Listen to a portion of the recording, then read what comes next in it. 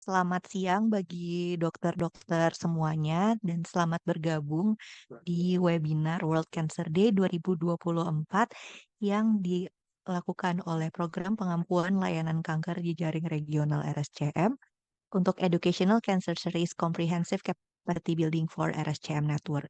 Topik dari webinar kali ini adalah tata laksana neuroonkologi terpadu dalam tim multidisiplin. Sebelumnya saya ucapkan selamat datang kepada seluruh peserta webinar ini dan juga saya ingin menyapa para panelis yang saat ini telah hadir. Pada Educational Cancer Series ini terdapat panelis yang sudah bergabung bersama kita dan saat ini akan dimoderatori oleh saya, Dr. Irma Safitri dari bagian neurologi.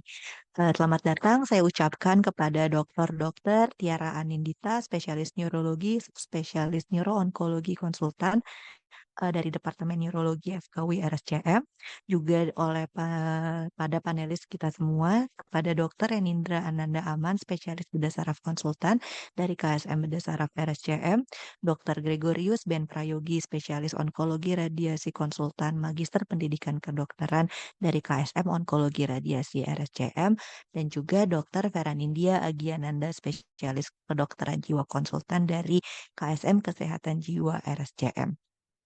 Webinar ini merupakan satu dari rangkaian Educational General Medical Oncology Series dan webinar ini akan berlangsung selama sekitar 1 jam sampai pukul 15. Pada webinar ini kita akan banyak berdiskusi mengenai tata laksana neuroonkologi terpadu dalam tim multidisiplin karena kita mengetahui bahwa kanker termasuk di antara neuroonkologi kanker di sistem saraf pusat maupun saraf sistem merupakan suatu entitas diagnosis yang sangat membutuhkan kolaborasi dan kerjasama antara dokter-dokter, tenaga kesehatan yang merawat sehingga pelayanan yang terpadu merupakan salah satu kunci keberhasilan dan approach pelayanan yang terpadu merupakan hal yang harus dimiliki oleh tim-tim yang menata laksana kanker. Dari semangat inilah pada kesempatan kali ini Dokter Tiara akan berbagi mengenai bagaimana neuroonkologi di RSCM melakukan tata laksana ini dengan paparan dan juga ada satu ilustrasi kasus yang nanti akan memantik diskusi antara para panelis dan juga oleh para peserta yang hadir. Peserta yang hadir dipersilahkan untuk menuliskan pertanyaan dalam kolom chat. Nanti akan dibacakan saat waktu diskusi tanya jawab. Dan juga harap ketika menuliskan pertanyaan menyebutkan nama dan juga institusi asal. Baik, pada kesempatan ini saya ingin menyapa Dr. Tiara Anindita, spesialis saraf konsultan. Selamat siang, dokter. Selamat siang, Dokter Irma. Selamat siang. Ya, saya juga ingin menyapa Dokter Vera Nindya. Selamat siang, Dokter Eda. Selamat siang, Selamat siang. Ya. Selamat siang juga untuk Dokter Ananda, Dokter Renindra. Selamat siang. Selamat siang dan selamat siang juga untuk Dokter Gregorius Ben Prayogi. Ya, selamat siang, Dok. Selamat siang, Dok. Ya, baik, Dok. Berarti koneksinya insya Allah suaranya semuanya koneksinya baik dan suaranya bisa terdengar jelas ya, Dok. Baik, Dok. Sebelum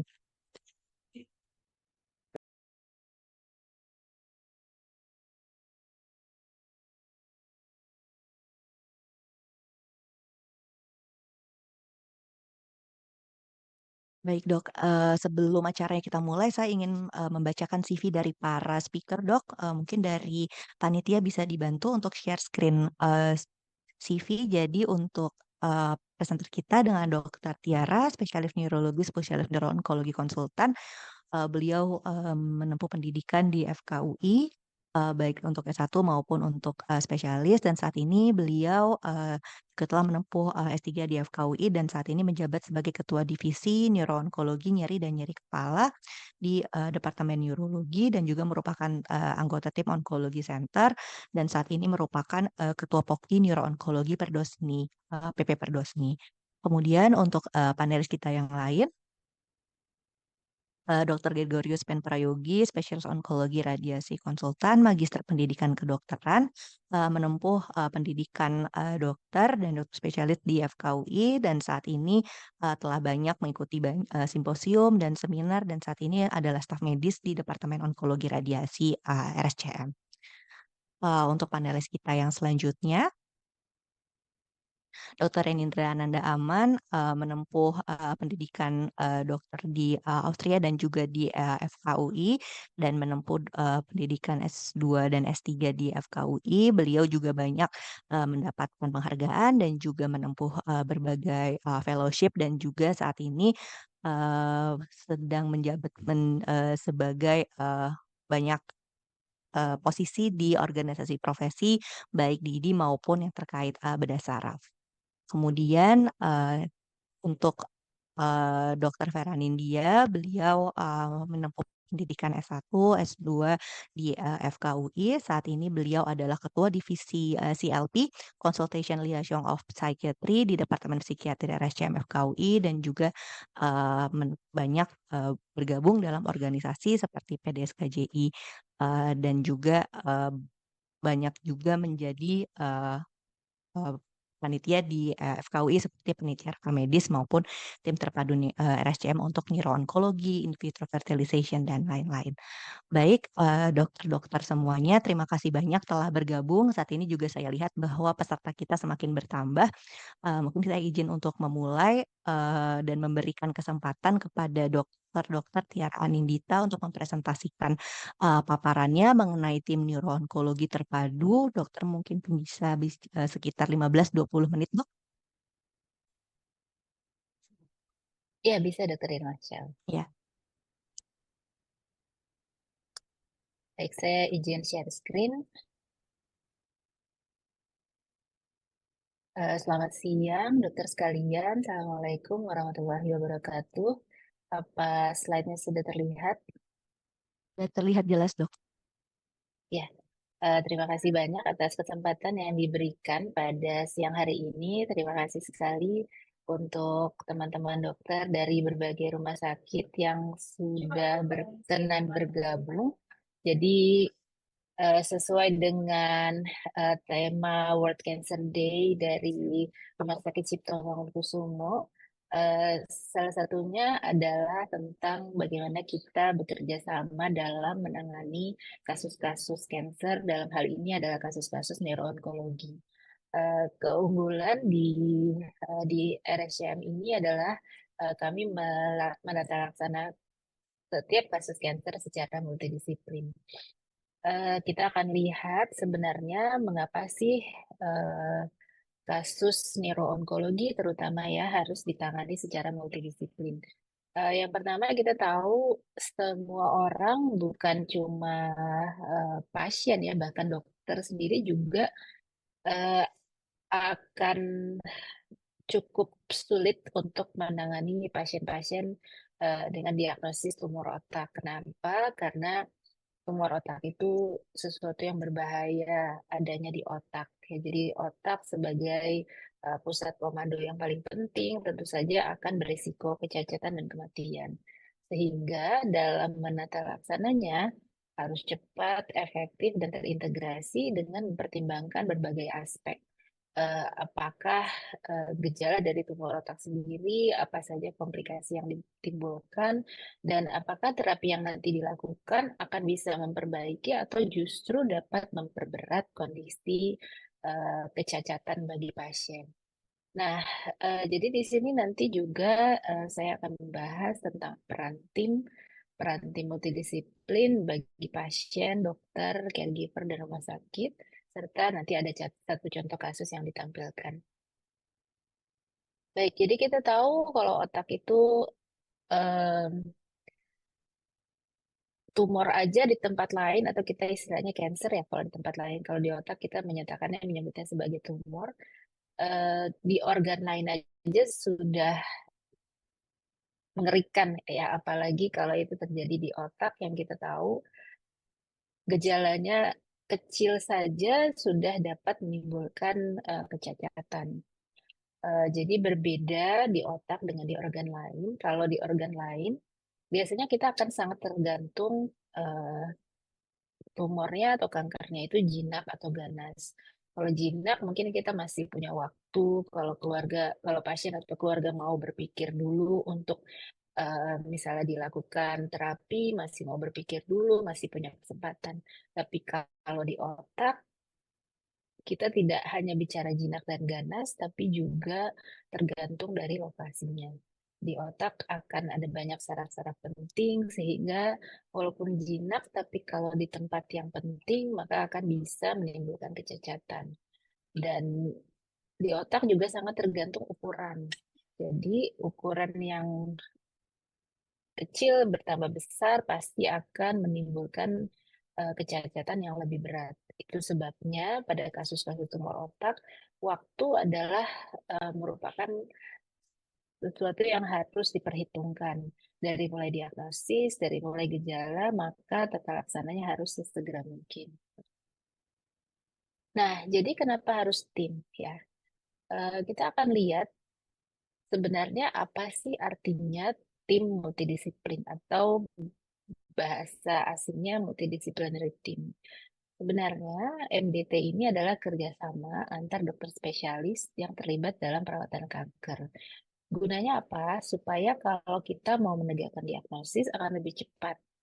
Kalau kita menentukan terapi juga lebih cepat, kemudian ini akan menimbulkan kenyamanan bagi pasien dan keluarga yang merawat.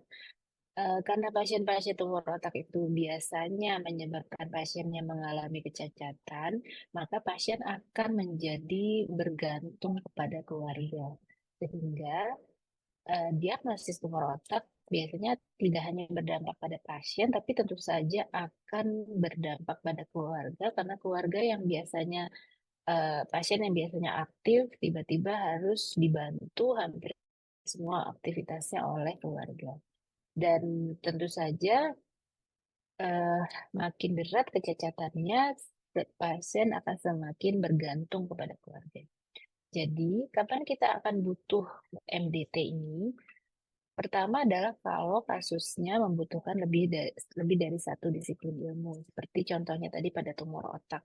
Kita tahu di otak itu akan membutuhkan eh, tata laksana tidak hanya oleh dokter saraf atau tidak hanya oleh dokter bedah saraf, tapi juga dokter-dokter di bagian lain untuk menegakkan diagnosisnya dan tata laksananya. Kemudian eh, tadi kita sudah sebutkan bahwa di otak itu waktu adalah emas. Jadi kalau kita lambat, maka tumornya akan tumbuh lebih cepat, berarti ukurannya akan lebih besar. Kalau ukurannya lebih besar, berarti gejala yang dialami pasien menjadi lebih berat. Jadi kalau misalnya, kalau tumornya ukurannya kecil, mungkin yang kena hanya gangguannya misalnya di eh, bicaranya sulit. Tapi kalau tumornya membesar, lama-lama kesulitan pasien mungkin bukan hanya berbicara, tapi juga menggerakkan tangan atau kakinya sehingga menimbulkan kelumpuhan. Gitu. Makin lama lagi, makin terlambat lagi diagnosisnya, maka bisa-bisa pasien menyebabkan penurunan kesadaran, pingsan, tidak dapat dibangunkan, bahkan mungkin sampai ke kematian. Kemudian yang ketiga adalah kasus yang tidak bisa mengikuti guideline. Jadi dalam penanganan kasus onkologi, semua onkologi ya, semua bagian onkologi itu sangat mengacu kepada guideline. Apa itu guideline? Jadi tentu saja guideline itu sudah dibuat berdasarkan jenis kanker yang kita ikuti untuk memudahkan diagnosis dan terapinya. Nah, kalau ada kita tahu pasien tentu saja tidak semua orang kasusnya bisa mirip sesuai dengan guideline. Siapa tahu ada pertimbangan-pertimbangan lain. Tumor besar harusnya dioperasi, tapi pasien tidak memungkinkan dioperasi. Atau pasiennya setuju untuk operasi, tapi kondisi fisiknya tidak memungkinkan untuk dilakukan operasi. Atau masalah karena masalah usia. Atau penyulit bahkan dari masalah psikiatrinya. Pasien menolak untuk operasi. Atau keluarganya tidak mau untuk dioperasi dan seterusnya. Jadi hal-hal yang tidak bisa diterapkan sesuai guideline, maka tentu saja itu membutuhkan pertimbangan oleh tim multidisiplin. Baik, jadi multidisipliner tim adalah untuk tim yang akan bekerja sama memberikan penanganan yang cepat, efektif, dan terintegrasi. Jadi kadang-kadang hal-hal yang mungkin tidak terpikirkan, pasien misalnya datang ke dokter saraf, hal-hal yang mungkin tidak dipikirkan oleh dokter saraf, tapi bisa dilihat oleh dokter bedah saraf, atau sebaliknya, jadi misalnya pasien tidak mau dioperasi, dari bedah saraf bisa ada tindakan tidak perlu melakukan operasi yang besar, misalnya, atau sebaliknya. Nah, itu hal-hal yang tidak itu akan lebih cepat dan lebih efektif dibahas di dalam diskusi oleh tim. Nah, yang terlibat tentu saja dilakukan operasi nanti pasti akan diperiksa oleh dokter spesialis patologi anatomi. Sebelum dilakukan diagnosis, tentu saja dokter radiologi yang akan membantu membimbing kecurigaan arah tumornya. Jadi dokter radiologi berdasarkan keterangan dari dokter saraf akan membuat dugaan kecurigaan tumornya. Kemudian ini tentu saja nanti akan membantu dokter bedah saraf dalam menentukan approach melakukan tindakan terhadap tumor pasien ini, dan akan membantu dokter patologi anatomi dalam memeriksa jaringannya karena sudah punya arahan dugaan dari misalnya spesialis radiologi.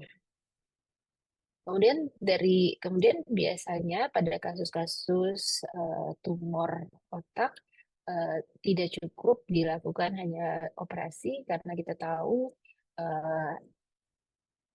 berbeda dengan kasus tumor di organ lain. Kalau di organ lain biasanya operasi bisa semaksimal mungkin, bahkan kadang-kadang bisa melebihkan misalnya 1 cm sampai jaringan bebas tumor misalnya, sampai sayatan bebas tumor misalnya.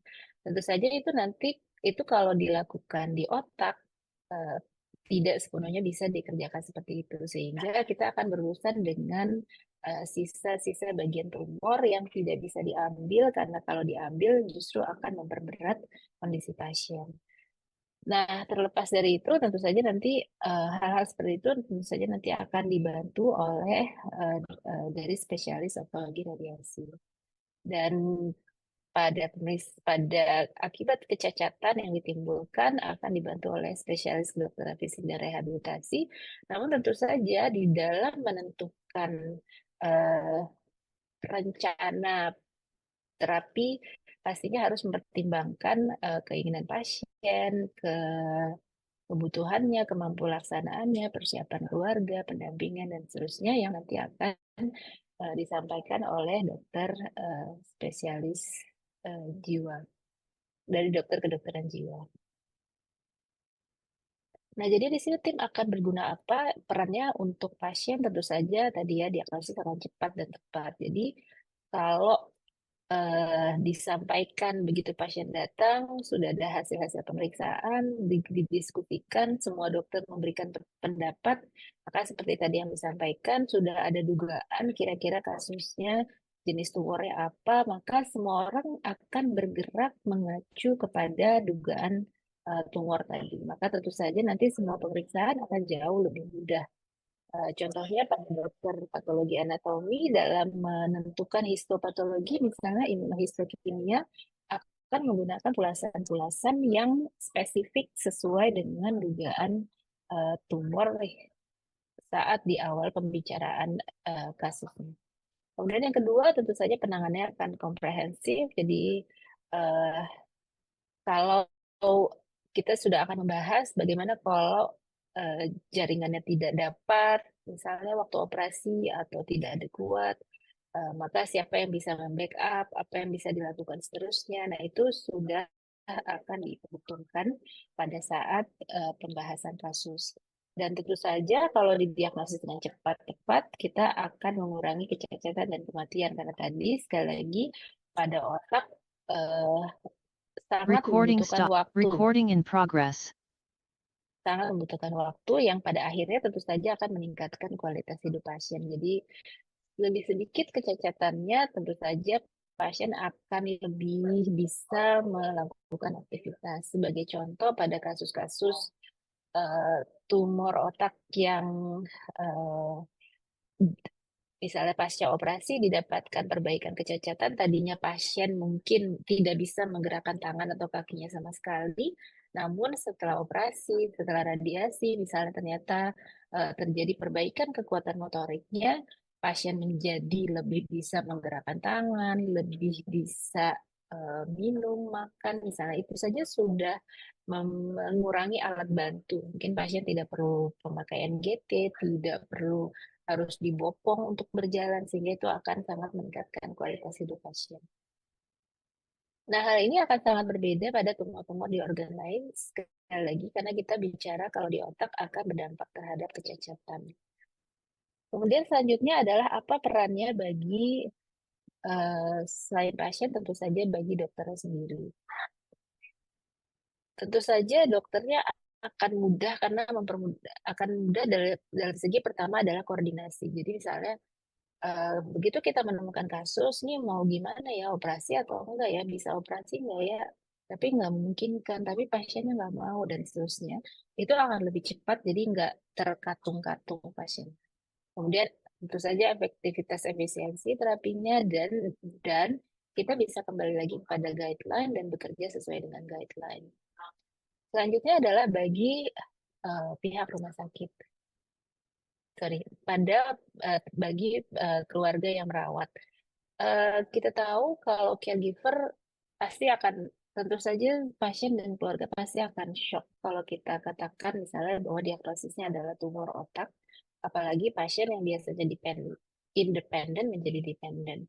Maka caregiver akan dipermudah jika yang merawat itu dalam bentuk tim, sehingga kemanapun pasien datang ke konsultasi ke dokter bedah saraf, ke dokter saraf, ke dokter psikiatri dan seterusnya akan mendapatkan informasi yang sama, tidak berbeda-beda. Jadi jangan sampai misalnya dari dokter bedah sarafnya atau dokter sarafnya, oh ini kayaknya kecacatannya mungkin Bapak masih tetap sulit berjalannya karena kecacatannya belum tentu bisa diperbaiki.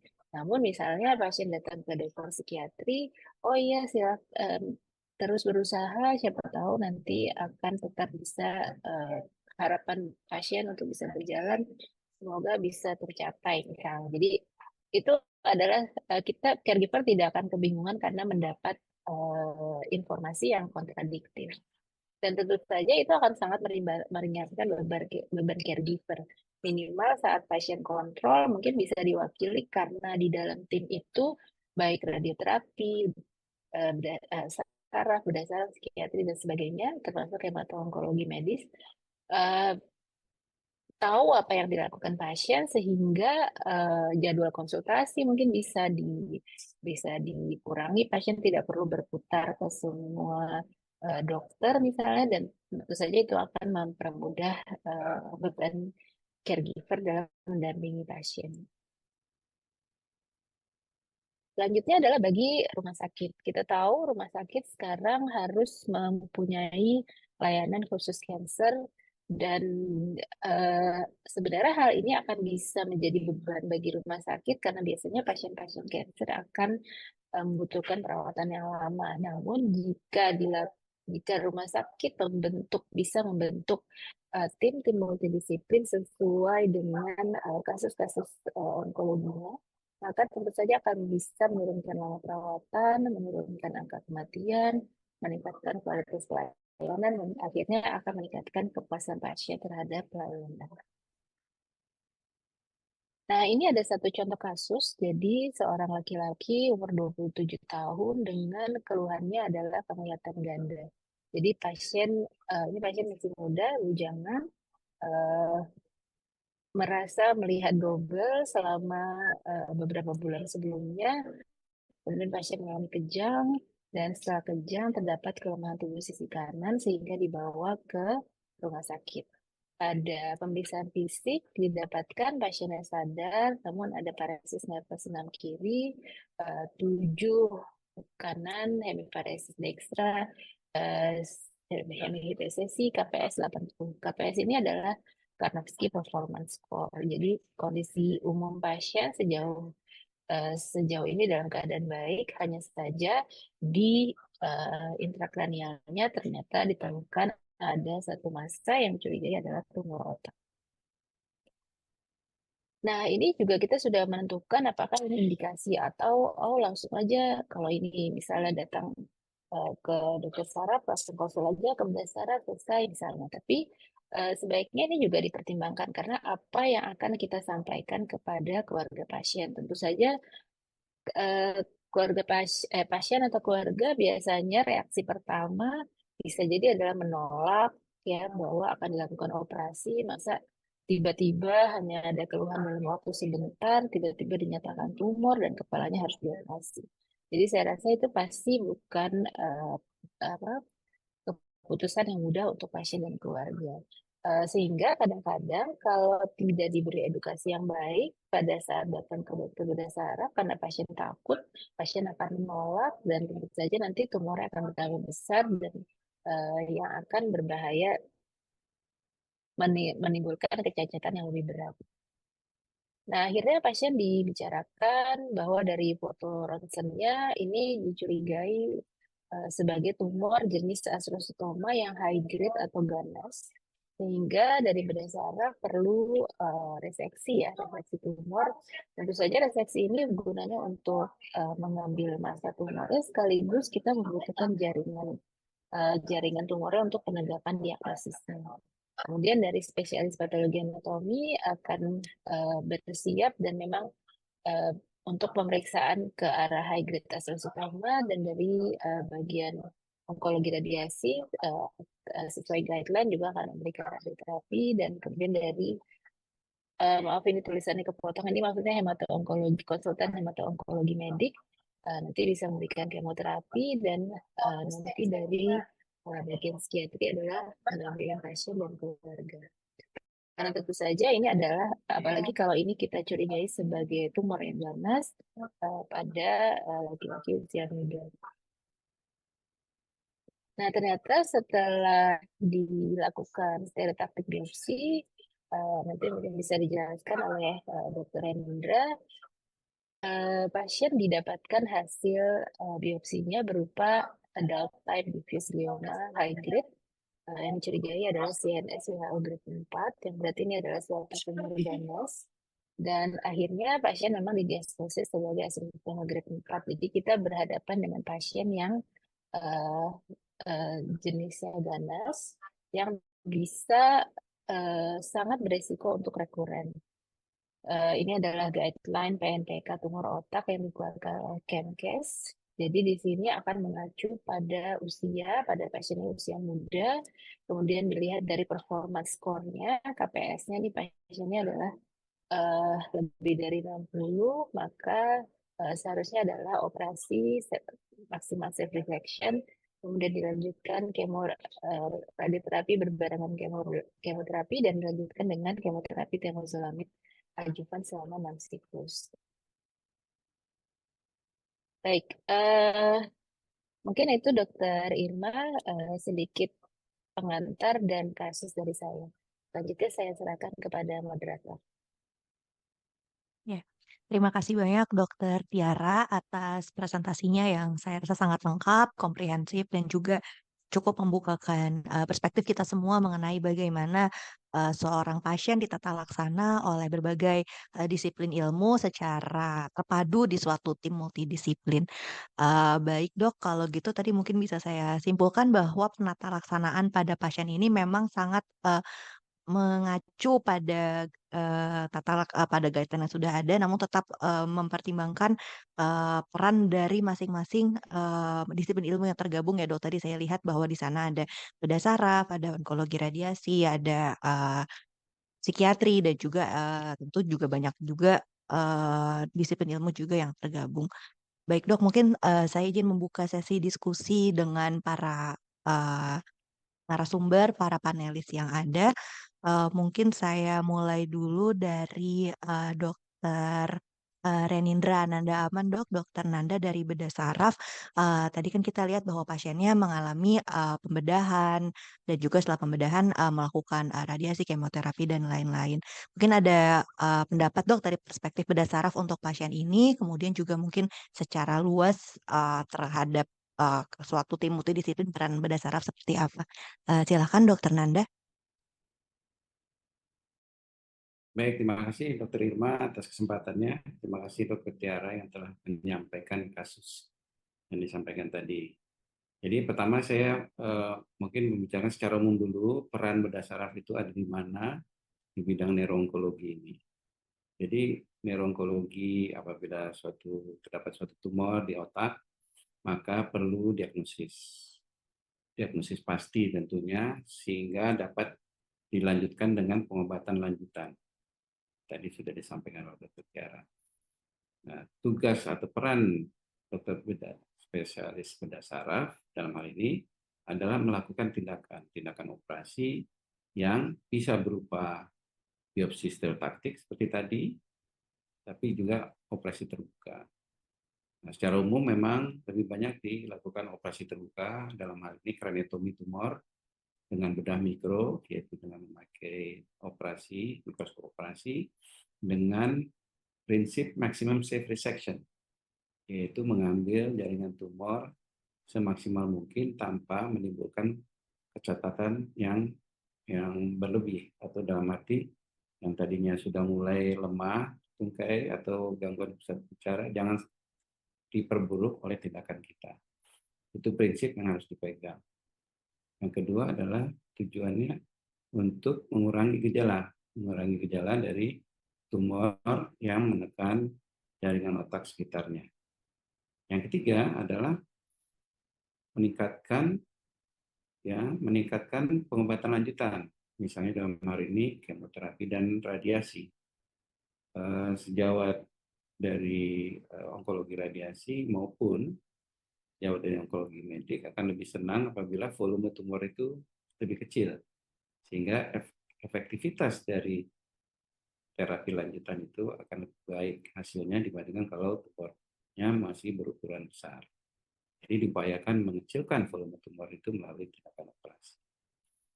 Lalu bagaimana pemilihan, apakah dengan biopsi saja atau operasi terbuka? Nah, pada kasus ini memang lokasi tumor itu sangat dalam atau deep seated dan berada di daerah yang eloquent atau daerah yang berfungsi dalam hal apabila kita lakukan tindakan melalui jaringan otak tersebut maka akan timbul kecacatan yang menetap. Oleh karena itu, khusus untuk pasien ini dipilih biopsi stereotaktik, yaitu membuat satu lubang saja di tengkorak, kemudian dengan jarum dimasukkan ke dalam jaringan tumor yang telah diukur secara stereometri, secara tepat nantinya diambil jaringan tumor tersebut dengan sebagai sampel sehingga nanti bisa diperiksa di patologi anatomi agar diagnosisnya menjadi tegak seperti itu. Jadi dengan demikian intinya adalah maximum safe resection, lalu pada eloquent area atau daerah yang berfungsi vital itu kita harus hati-hati melakukan tindakan operasi, kemudian juga mengurangi kecacatan dan kematian pada pasien-pasien tumor. Akhirnya dengan jaringan yang dapat diambil melalui tindakan operasi maupun biopsi stereotaktik tadi, maka diagnosis akan tegak. Setelah itu baru dilakukan pengobatan lanjutan. Demikian Dr. Irma sebagai pengantar dari bedah saraf. Terima kasih. Ya, baik. Terima kasih banyak Dokter Nanda. Jadi memang bedah saraf ini punya peran yang cukup vital ya Dok dalam penata laksanaan tumor otak. Tadi sudah dijelaskan perannya seperti apa, misalnya untuk mengambil dulu sebelum dilakukan radiasi ataupun kemo, kemudian tindakan yang dilakukan itu juga bisa bermacam-macam, stereotaktik, open surgery dan lain-lain. Mungkin ada komentar khusus terkait kasus ini secara spesifik, Dok? Ya, jadi dengan ditegakkannya diagnosis astrocytoma grade 4, maka perlu dilakukan pengobatan lanjutan tadi, ya, berupa kombinasi kemoterapi dan radioterapi sesuai dengan protokol. Kemudian pasien akan dipantau tentunya dengan berdasarkan timeline yang ada dalam protokol tersebut. Ya, terima kasih. Ya, terima kasih Dokter Nanda. Baik dok, terima kasih banyak.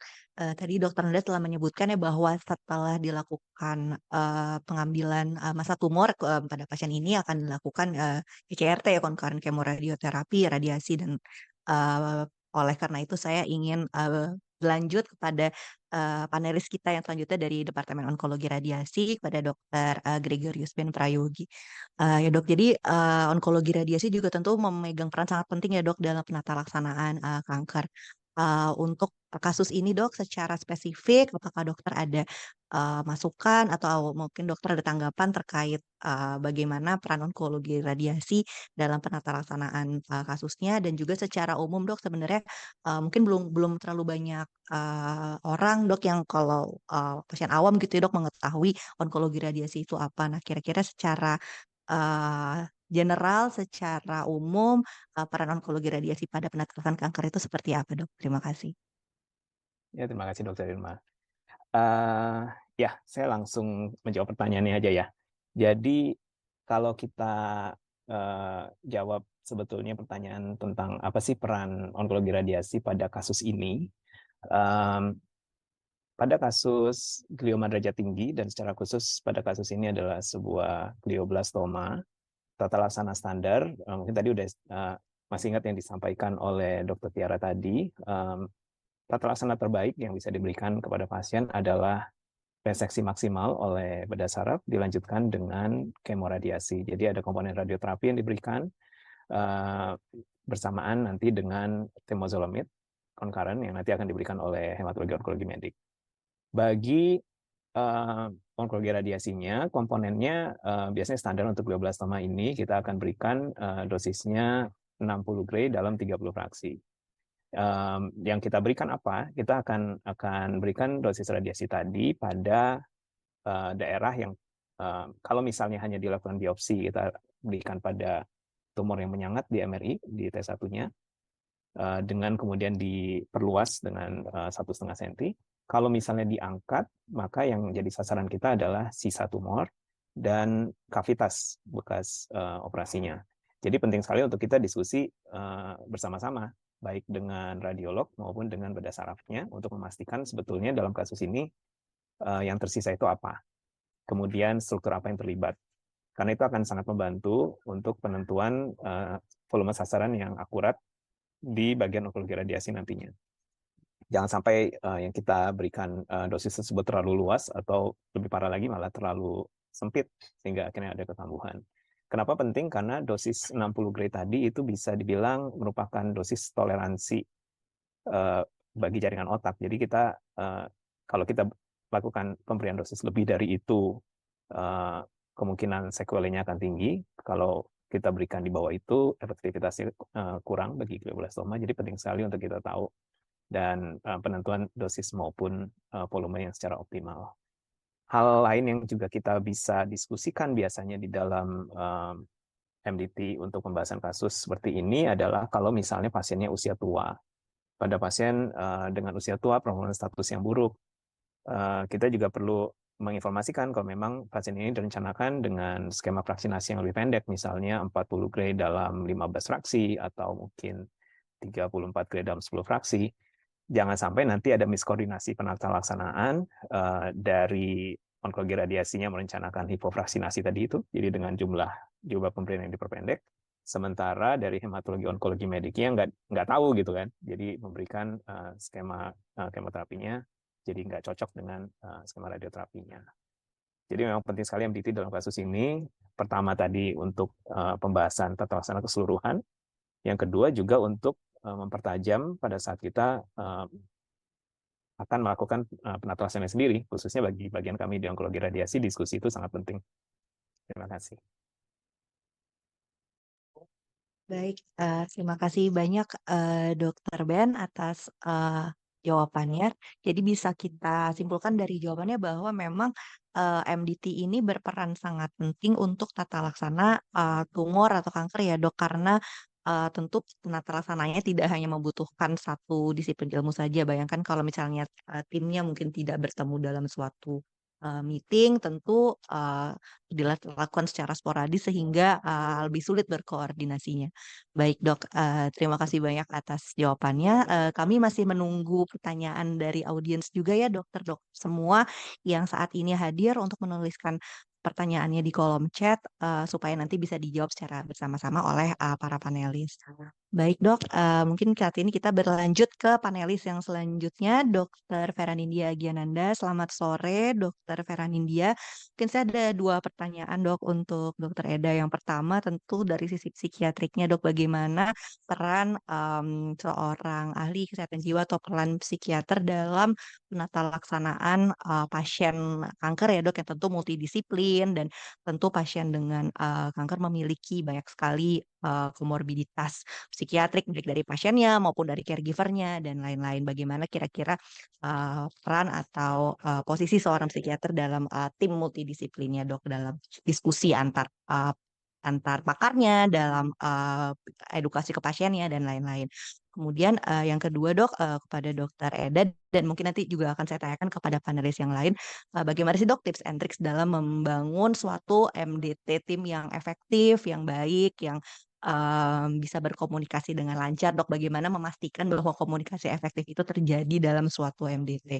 Apakah memang MDT itu harus ada di suatu rumah sakit yang kompleks atau mungkin untuk tim yang sederhana pun kita bisa mulai membangun MDT dari yang sederhana. Itu dok dua pertanyaannya. Terima kasih dokter Eda. Baik, terima kasih Dokter Irma. Apakah suara saya terdengar, Dok? Terdengar jelas dokter Eda. Baik, terima kasih. Iya, jadi memang ini kasus yang dibawakan sama Dokter Tiara sepertinya kasus yang sangat mungkin ditemukan juga di banyak tempat ya. Dan ini adalah kasus yang kalau dilihat kayaknya nggak terlalu kompleks gitu ya, karena tadi kelihatannya kok kayaknya masalahnya nggak terlalu banyak dibandingkan sama kasus-kasus yang mungkin biasa kita temui di RSCM ya, Dokter Tiara ya. Tapi kalau dilihat lagi, ini pasiennya sangat mungkin untuk mengalami berbagai permasalahan psikologis gitu. Kenapa? Karena pasien ini adalah seorang laki-laki usia muda.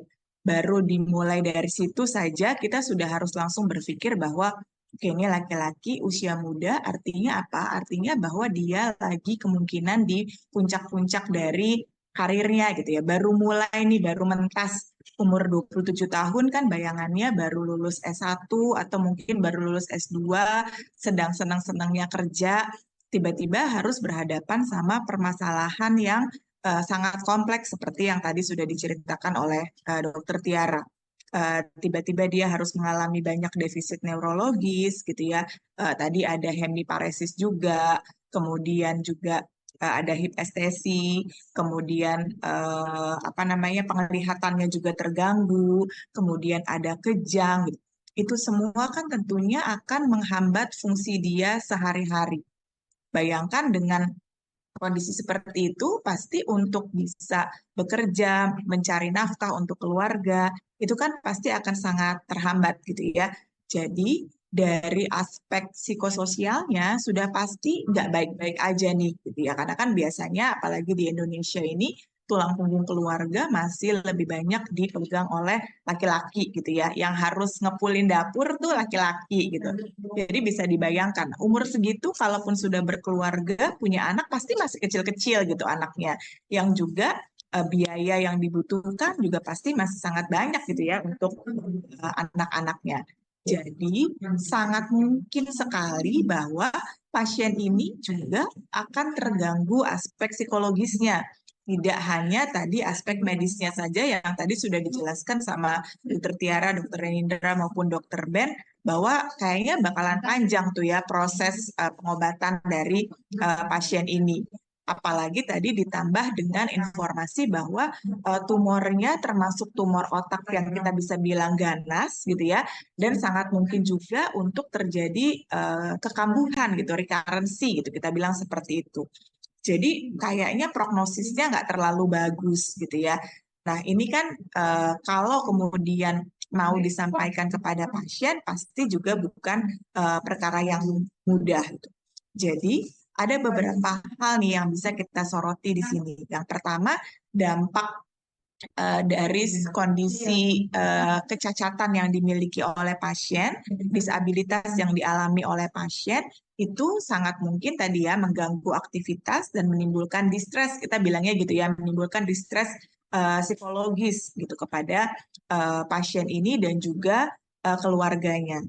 Lalu yang perlu dilihat juga adalah bagaimana sebetulnya dia memahami situasi ini. Ngerti nggak sih dia penyakit ini tuh seperti apa, dampaknya atau bagaimana, perjalanannya akan seperti apa, sehingga nanti kita bisa melihat apakah ekspektasi dari pasien ini juga sudah sesuai atau belum.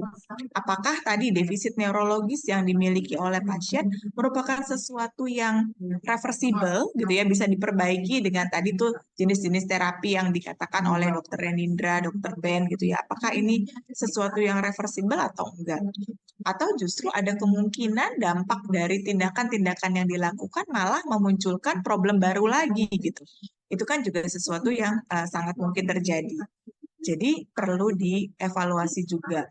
Lalu bagaimana pemahaman juga dari keluarga si pasien ini gitu ya. Bagaimana kemudian mereka menyikapi kondisi ini. Sudah paham atau belum, ekspektasinya bagaimana dan sebagainya. Jadi makanya itu semua perlu di-assess. Jadi kalau masalah psikologis nih sayangnya nih Dokter Irma, pengalaman saya biasanya paling belakangan dipikirin gitu di mana-mana.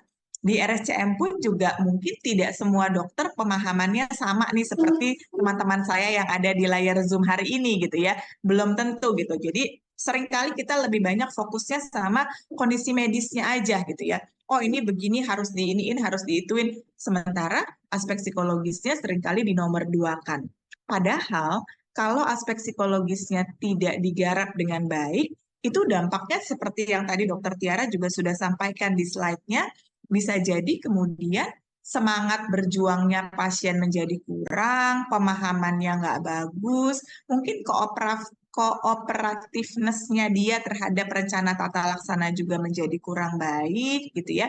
Sehingga bisa jadi nanti lack of stay-nya juga jadi lebih panjang, proses rehabilitasinya juga jadi sulit, mau diminta untuk operasi nolak-nolak, mau di kemo nggak mau, di radiasi takut, ruwet semuanya, sehingga akhirnya pada akhirnya prognosis juga bisa menjadi lebih buruk, ya. Jadi memang rasanya penting sekali dari awal kita sudah mulai melakukan pengkajian nih Dokter Irma terkait dengan kondisi psikologis baik dari pasien maupun juga keluarganya. Jadi kalau kita bicara kasus onkologi, pasien sama keluarga itu satu paket. Nggak bisa dipisahkan, oh kita fokus sama pasiennya dulu, keluarganya nanti-nanti aja. Nggak bisa gitu ya. Apalagi kalau urusannya sama tumor otak.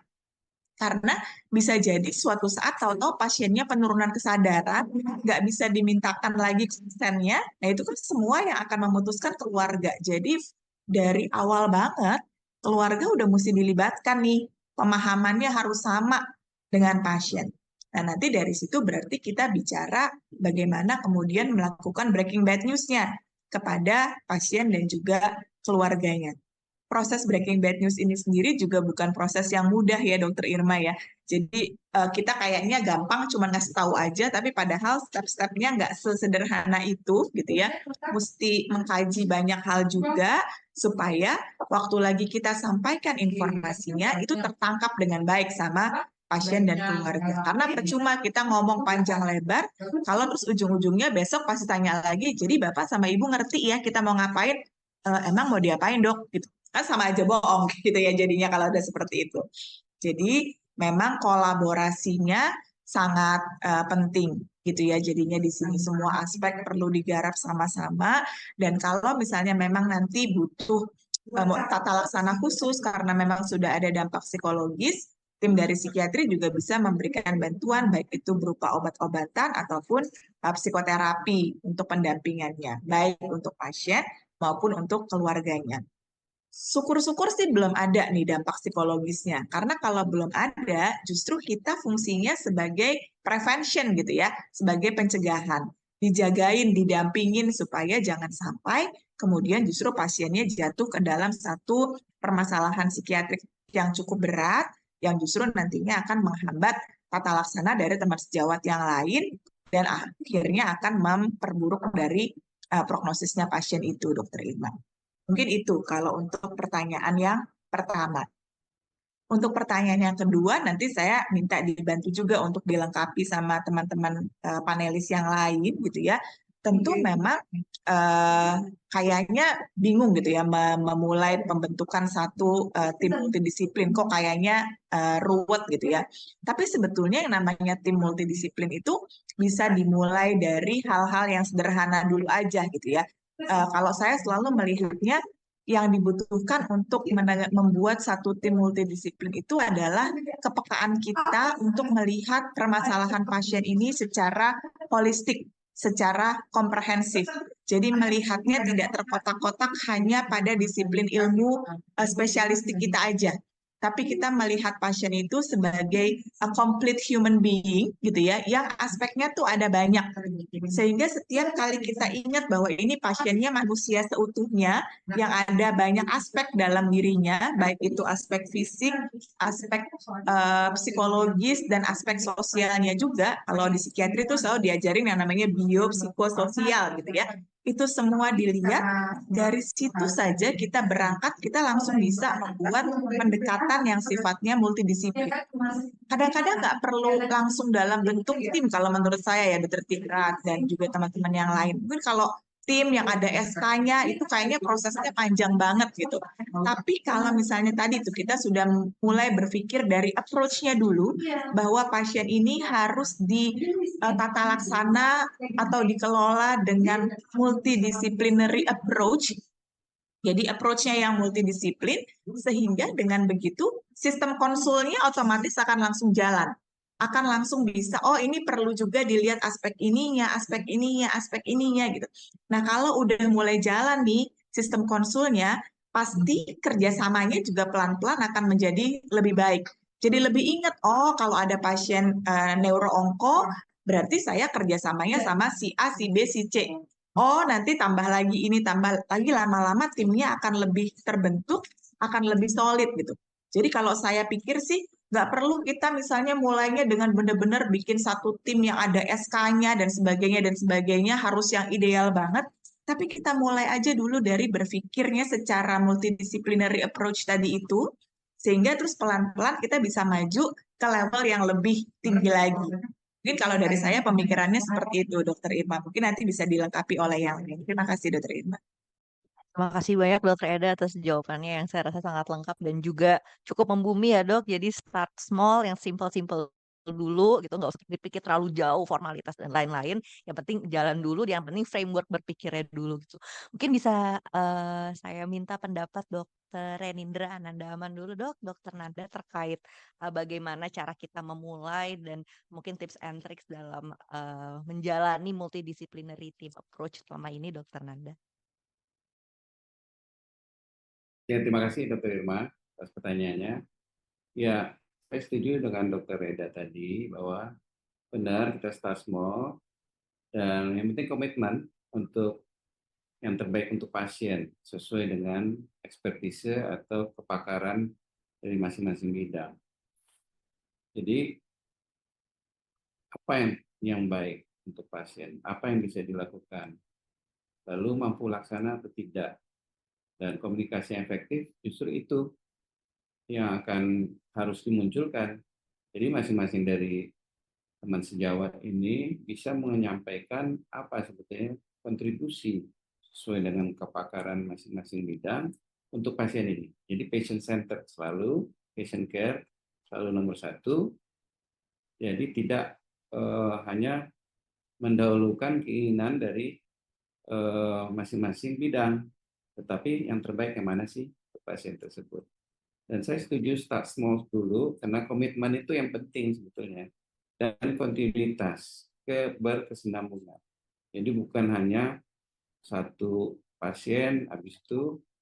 berikutnya tidak dibicarakan pasien-pasien yang lain. Jadi harus ada jadwal yang disepakati bersama tentunya.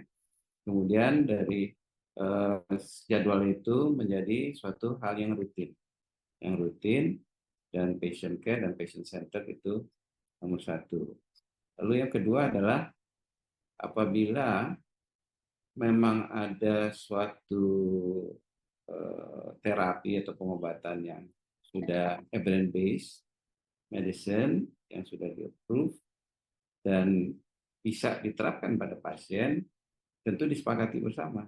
Kenapa tidak gitu ya?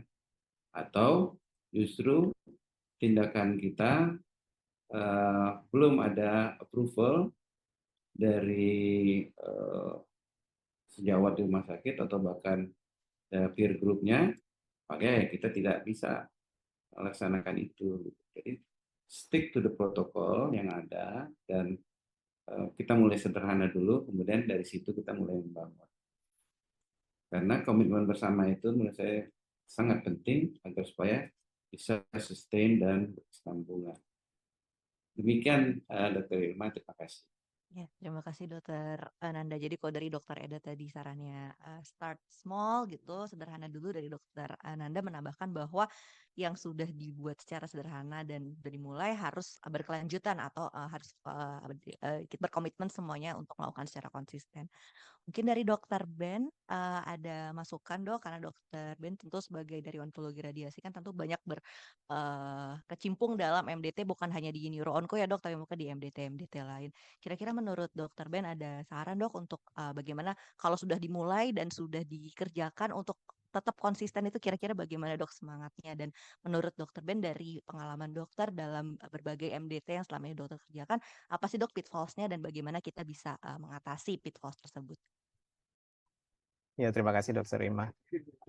Tadi seperti disampaikan oleh Dr. Nanda dan oleh Dr. Eda, itu penting sekali bagi kita sebagai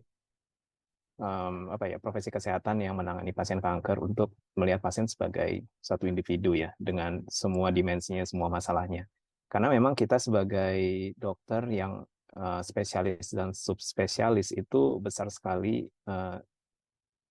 jebakan dan dorongannya untuk melihat dengan kacamata kuda ya, hanya melihat di bagian kita saja. Dan karena itu jadi yang paling susah dari MDT ini adalah untuk memulainya. Setuju sekali dengan Dr. Eda tadi, start small, yang penting mulai dulu. Dan kalau sudah mulai jangan lantas berhenti, karena kita juga pernah melihat juga, nggak cuma di Indonesia tapi di banyak tempat, MDT itu kemudian berhenti karena satu dan lain hal, entah karena satu misunderstanding, entah karena perbedaan pendapat yang bisa jadi lebih besar. Jadi memang tetap perlu adanya suatu panduan praktek klinik, tapi panduan praktek klinik tidak menggantikan MDT. Begitu juga MDT tidak menggantikan panduan praktek klinik. PPK itu menjadi dasar untuk yang jalannya lurus-lurus aja, dan MDT juga menjadi dasar bagi kita untuk melihat apakah jalan lurus tadi adalah yang terbaik bagi pasien atau tidak. Nah, ya, pentingnya di sini adalah komunikasi. Kalau tanya ke pengalaman sendiri, saya juga melihat dengan adanya MDT ini kita berbicara bahasa yang sama. Kita kadang-kadang menggunakan klasifikasi risiko yang berbeda di tiap bagian. Kita melihat kita memberikan prioritas yang berbeda terhadap sequelae atau toksisitas atau outcome bagi pasien yang berbeda dari bagian kita dengan bagian lain. Dengan adanya suatu forum untuk kita bisa berdiskusi, kita bisa melihat dari sudut pandang yang lebih luas, kita bisa melihat sudut pandang satu sama lain, tentunya untuk kepentingan pasien juga. Terima kasih. Baik, Dokter Ben, terima kasih banyak Dok. Tadi mungkin saya ingin meng-highlight pernyataan Dokter Ben bahwa MDT ini cukup penting juga untuk sesuatu yang nggak lurus-lurus aja seperti di PPK-nya gitu ya Dok. Karena kan kita tahu pasien gitu pasti punya perjalanan klinis yang unik-unik. Nggak semua pasien mungkin bisa punya perjalanan klinis yang ideal gitu seperti yang textbook perfect gitu ya Dok, seperti itu.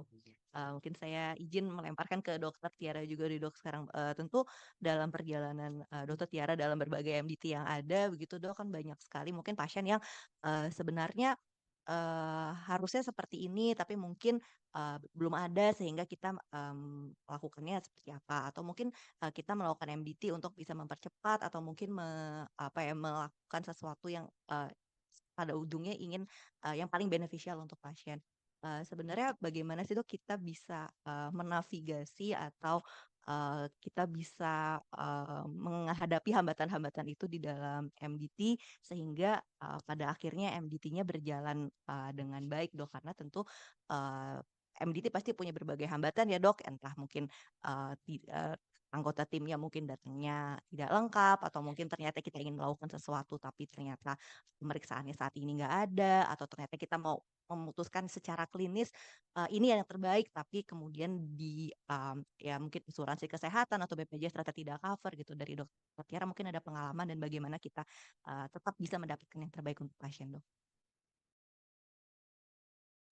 Ya, baik dok. Sebenarnya untuk teman-teman di rumah sakit yang diampu oleh RSCM, ya itu kapan kita akan membentuk ya, apalagi kalau banyak terbentur masalah fasilitas, misalnya kayak tadi mungkin di kolom chat juga ada yang bertanya ya, bagaimana screening, bagaimana kadang-kadang kalau apalagi kalau pasiennya kecurigaannya metastasis, wah untuk periksa tumor marker nggak bisa nggak punya lengkap di rumah sakitnya.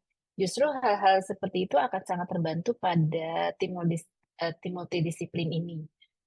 Jadi kalau dari radiologinya aja kelihatan, oh ini kayaknya metastasis, akan carinya ke arah mana? Mungkin dari bagian radiologi atau kalau kita berdiskusi dengan teman-teman dari bagian lain, penyakit dalam, hematologi misalnya, bisa mengarahkan kecurigaan tumor primernya, maka kita bisa mengefisiensikan pemeriksaan yang diperlukan. Bisa jadi, oh tidak perlu tumor marker, coba lihat dari ronsen parunya, ada massa nggak di area paru, mungkin dari situ sumber primernya misalnya. Jadi contoh-contoh seperti itu justru dengan adanya tim multidisiplin kita akan bersama-sama mengupayakan bagaimana mendiagnosis dan tata laksana pasien sesuai dengan fasilitas yang ada di rumah sakit. Demi untuk mengikuti kesesuaian guideline misalnya. Sehingga pada akhirnya kalau oh iya emang terakhir adalah radiasi. Bisa jadi pasien dikirim keluar untuk radiasi dan kemudian akan kembali lagi ke rumah sakit yang rujuk gitu. Artinya pasien akan tetap bisa kembali dan ditangani bersama dengan tim. Jadi betul untuk menginisiasinya, kebanyakan memang dari dokter-dokter yang saya rasa kalau dokter bedah mungkin nggak sempet ya dok menginisiasi timnya, karena kebanyakan pasiennya akan relaktan dulu untuk dikonsulkan ke bedah saraf sehingga biasanya memang dokter yang non bedah yang bisa memulai untuk membentuk timnya. Mungkin seperti itu dokter Irma.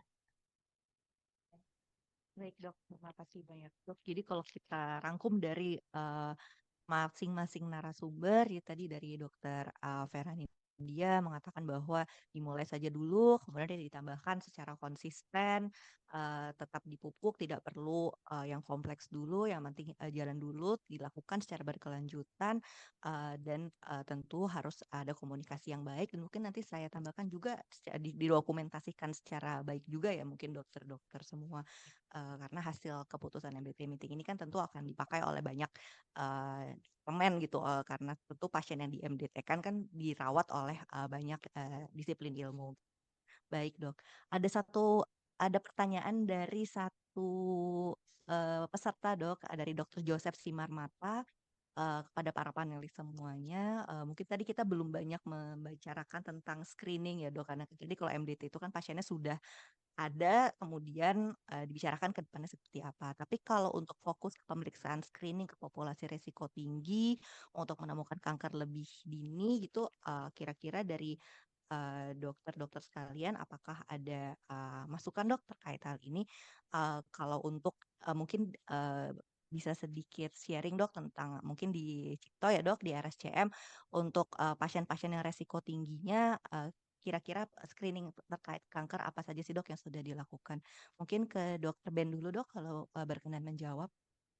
Oh ya, terima kasih Dokter Irma. Kalau ditanya program nasional, saat ini yang sudah formal baru kanker leher rahim ya. Itu sudah ada rencana aksi nasional untuk penanggulangan kanker leher rahim atau kanker serviks. Dan itu nanti akan diikuti dengan program screening yang terstruktur. Untuk yang lain-lain memang belum ada program secara resmi, tapi kita tahu bahwa dari kementerian itu berusaha untuk melakukan screening yang lebih aktif pada kanker payudara, kanker serviks, kanker kolorektal, dan juga kanker pada anak. Jadi itu dulu, itu adalah yang dianggap sebagai beban yang paling besar. Tentunya kalau kita bicara tumor otak agak susah ya untuk screening. Tapi setidaknya kalau untuk kanker-kanker yang lain yang bisa di screening itu sudah sepertinya akan digulirkan. Yang dilakukan peran dari rumah sakit nantinya rumah sakit akan tentunya akan memiliki fasilitas laboratoriumnya, fasilitas radiologinya, dan dua modalitas tadi yang biasanya paling sering dipakai. Tapi juga misalnya untuk kanker pada anak itu kan akan lebih berdasarkan klinis. Jadi tentunya peran dari rumah sakit juga bermitra dengan pusat Fasiankes primer untuk kemudian melatih bagaimana mengidentifikasi secara klinis. Untuk kanker serviks kita masih belum tahu nanti apakah sesuai di rencana aksi nasional metode screeningnya. Tapi kalau memang akhirnya ada keterbatasan dari sumber daya, tentunya juga peran dari rumah sakit untuk kemudian melakukan pelatihan metode screening misalnya IVA. Jadi ya di situ kayaknya peran kita sebagai rumah sakit ya. Terima kasih. Baik dok, terima kasih dokter Ben. Untuk dokter Nanda atau dokter Eda ada tambahan dok tanggapan terkait screening yang tadi ditanyakan dan dijelaskan? Saya kira sudah cukup lengkap apa yang disampaikan Dr. Ben tadi. Khusus untuk tumor otak memang sampai saat ini masih belum ada program untuk screening. Jadi ya kita tunggu sampai kapan program screening ini akan diadakan dan tentu metodenya ya. Sampai saat ini masih dalam studi atau penelitian apakah bisa dilakukan yang namanya liquid biopsy misalnya diambil sampel dari darah aja sebagai screening selain dilakukan radio imaging. Baik, terima kasih. Baik dokter Nanda, terima kasih dok. Dari dokter Eda ada tambahan dok mungkin?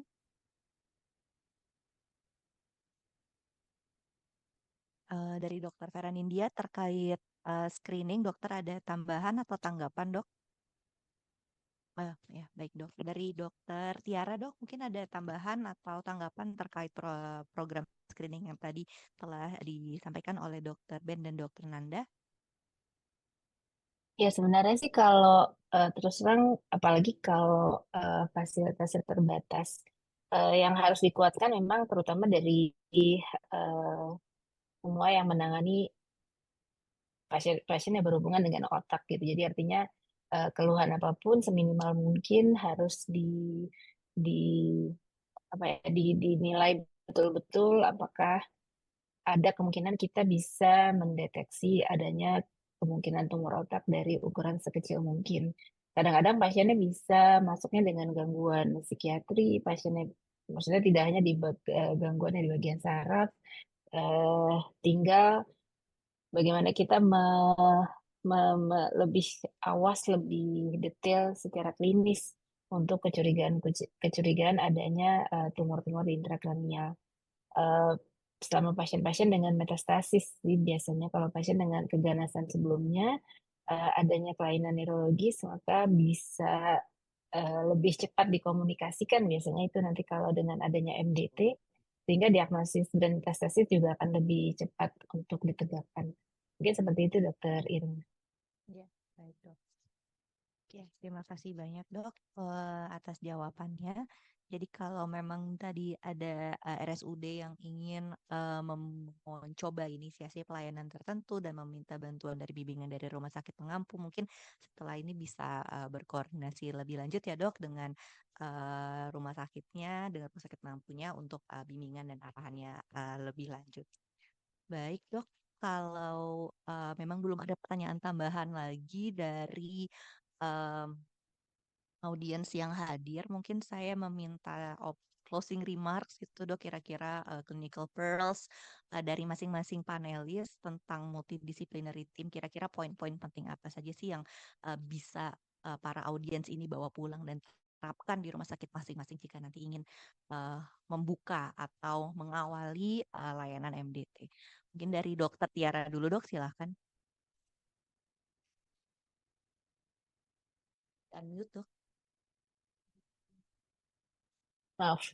Baik, terima kasih Dokter Irma. Jadi untuk teman-teman sekalian, mengingatkan yang akan menangani kasus-kasus kanker di rumah sakitnya masing-masing, mohon diingat bahwa eh, kanker adalah suatu kasus yang kompleks dan tentu saja kita harus pertimbangkan dalam semua aspek, tidak hanya fisik eh, dan tidak hanya diagnosis, namun juga untuk ke depannya. Sehingga sebisa mungkin walaupun terlihatnya sederhana, kalau memungkinkan dilakukan dibentuk suatu tim multidisciplinary itu akan sangat membantu pasien dan kita sendiri nantinya. Mungkin itu saja. Terima kasih. Terima kasih dokter Tiara. Dari dokter Nanda dok, ada closing remarks atau poin-poin penting sebelum kita tutup? Baik, Dr. Irma. Jadi kami di Bedah Saraf mempunyai moto yaitu tim, suatu singkatan sebetulnya. Team to stay together, everyone achieve more. Jadi menurut saya dalam menangani pasien tumor otak, memang dari segi selain kedaruratannya, kompleksitasnya dan sebagainya, itu untuk pasien itu akan lebih baik apabila ditangani lebih dari satu orang saja atau satu pakar saja. Sehingga segala sesuatu yang bisa terlewat pada saat menangani pasien tersebut bisa dibantu oleh teman sejawat lain. Jadi kita saling mengisi dengan tujuan the best practice untuk pasien tersebut. Terima kasih. Terima kasih dokter Nanda. Dari dokter Ben ada sedikit closing remarks dok. Ya makasih dok, susah karena udah disebutin semua. Dari saya cuma ingin mengingatkan aja tentang intinya adalah komunikasi, apapun formatnya tentunya disesuaikan dengan kondisi, tapi komunikasi itu penting sekali. Saya yakin di sini ada beberapa rekan-rekan sejawat onkologi radiasi dan mereka pasti akan bisa relate dengan yang saya sampaikan. Kalau kita sebagai onkologi radiasi atau sebagai bidang keilmuan apapun yang menangani pasien kanker kita ragu-ragu, jangan ragu-ragu bertanya kepada sejawat lain yang menangani sebelum kita, karena mereka sudah melihat lebih banyak tentang pasien itu, dan mereka punya kekhawatiran dan intuisinya yang biasanya ditempa oleh pengalaman, sehingga bisa mengarahkan kita juga untuk menjawab hal-hal yang tidak pasti di bidang kita, dan kita juga punya tanggung jawab untuk menyampaikan ke estafetnya berikutnya, apa yang menjadi kekhawatiran kita, concern kita, dan apa yang kita lihat. Terima kasih. Ya, baik. Terima kasih banyak dokter Ben. Dari dokter Feranindia dok, terakhir. Iya, yang paling terakhir, yang paling susah nih ya Dokter Irma ya, karena sudah paling digorong goalnya ya semua dok sama ya. yang lain. Iya, iya. Nah, baik, saya cuma ingin mengingatkan saja bahwa dalam penanganan pasien-pasien kanker bukan hanya kanker di area saraf pusat saja gitu ya, tapi di semua kanker memang kita perlu juga untuk selalu memperhatikan dampak psikologis yang muncul gitu ya pada pasien dan juga keluarganya. Sangat penting sekali kita untuk mengevaluasi hal ini supaya kemudian tidak nantinya malahan keburu pasiennya mengalami satu problem psikiatrik yang berat yang nantinya justru akan meningkatkan lama perawatan dan menurunkan keberhasilan dari terapi serta memperburuk prognosis. Jadi kita harus selalu melihat pasien itu secara utuh, bahwa setiap pasien itu memiliki aspek biologis, psikologis, dan sosial yang perlu kita kelola secara keseluruhan, dan ini yang nantinya akan membantu juga memudahkan pekerjaan kita apabila kemudian kita mengelola pasien ini secara holistik dan berkesinambungan. Mungkin itu Dokter Irma. Terima kasih. Terima kasih banyak dokter Enda atas closing remarks-nya. Jadi memang pengelolaan pasien dengan tim multidisiplin ini tentu sangat amat banyak keuntungannya. Tentu yang pertama adalah untuk pasien, dan kita juga tentu harus selalu mengingat bahwa seorang pasien adalah entitas biopsikososial, bukan hanya permasalahan klinisnya saja, tapi juga permasalahan kejiwaannya, psikiatriknya, dan bagaimana dia berfungsi sebagai seorang individu dalam tatanan suatu komunitasnya. Baik, dokter-dokter semuanya, sepertinya jika di kolom chat belum ada lagi pertanyaan. Jika memang tidak ada pertanyaan lagi dari audiens, maka saya akan lanjut ke sesi selanjutnya, yaitu untuk foto bersama bagi dokter-dokter semuanya. Saya mohon kesediaannya untuk bisa foto untuk dokumentasi acara yang akan dipandu oleh Dr. Ramzi dari panitia. Silakan, Dr. Ramzi. Baik, terima kasih Dokter Irma. Ya, kepada dokter-dokter sekalian, mungkin saya akan screenshot ya. Saya akan mulai itu 1, 2, 3. Ya, sudah. Terima kasih banyak dokter. Terima kasih banyak dokter semuanya. Kepada para audiens di sini saya lihat sudah ada 50 partisipan. Terima kasih banyak telah bergabung bersama dan berdiskusi, mendengarkan paparan-paparan dari para ahli MDT di sini yang telah menceritakan berbagai tips, trik, dan cara memulai dan tetap melaksanakan MDT secara konsisten. Terima kasih juga tentu saya ucapkan kepada para panelis yang telah berkenan untuk berbagi ilmu bersama-sama kepada Dokter Tiara, Dokter Renindra, Dokter Feranindya, dan Dokter Ben. Juga di sini saya ucapkan terima kasih juga yang tidak terhingga kepada para panitia dari Pusat Pelayanan Kanker Terpadu PKT di RSCM atas kesempatannya bagi kami untuk bisa sharing dan memberikan sedikit pengetahuan kami mengenai multidisciplinary team approach in neuro-oncology cases. Baik dokter-dokter semuanya, Bapak Ibu, jika tidak ada pertanyaan lagi, maka saya izin untuk menutup sesi kita siang ini. Semoga apa yang tadi telah kita diskusikan bersama dapat menjadi sedikit masukan, pencerahan bagi dokter-dokter semua jika ingin memulai multidisciplinary team dalam rumah sakitnya masing-masing. Kami doakan semoga multidisciplinary team yang nanti akan dokter bangun akan terus bertumbuh menjadi MDT yang solid, yang berkomunikasi efektif, dan yang juga tentunya diharapkan akan memberikan yang terbaik bagi pasien-pasien yang berobat di rumah sakit dokter-dokter semua. Demikian dokter-dokter semua, terima kasih banyak sekali lagi. Saya Dr. Irma menutup acara ini selaku moderator. Wabillahi taufiq wal hidayah. Wassalamualaikum warahmatullahi wabarakatuh. Waalaikumsalam warahmatullahi wabarakatuh.